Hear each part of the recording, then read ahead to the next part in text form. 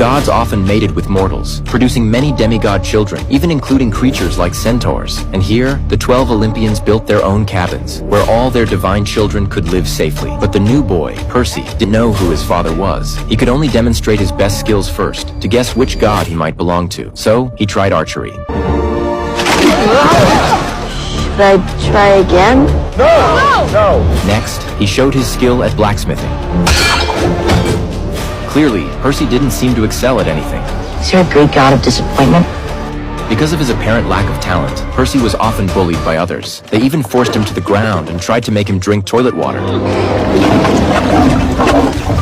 A sudden change left the bullies stunned. Then, 3 powerful jets of water shot upwards, the force blasting the 3 bullies back several meters. Percy looked at the damaged bathroom and felt a mix of emotions. At that moment, a girl leaned against the doorframe, quietly observing everything. Her name was Annabeth, daughter of Athena, the goddess of wisdom. She had chosen not to intervene earlier, specifically to test if Percy had what it took to be her partner for the competition the next day, as they absolutely needed to win to prove Percy's worth of staying here. And so, the annual Capture the Flag game began. The red and blue teams faced off on opposite sides of the creek. Victory went to whoever captured the enemy's flag first, and it was also about which god's children were stronger. Percy and Annabeth were on the blue team, while Clarice, the girl who often bullied him, was on red. Right from the start of the match, the red and blue teams clashed in fierce combat. The 2 sides were evenly matched, and neither could gain an advantage. Then, the real show began. Annabeth vanishes. Watching Annabeth disappear, Percy was confused. Hearing the distant sounds of battle, he felt useless. Perhaps the blue team thought he was too weak to join the fight. Suddenly, figures emerged from the shadows. It was Clarice and her crew, always looking for trouble. Percy quickly explained that their flag was the other way, but Clarice wasn't there for the flag. She never believed the weaker blue team could win. Right now, she only wanted payback for the previous day. Percy frantically grabbed a sword and shield, but he couldn't even block one of Clarice's moves. The 3 quickly surrounded him. Percy was completely overpowered, especially since they fought ruthlessly, holding nothing back. Soon, Percy was forced back,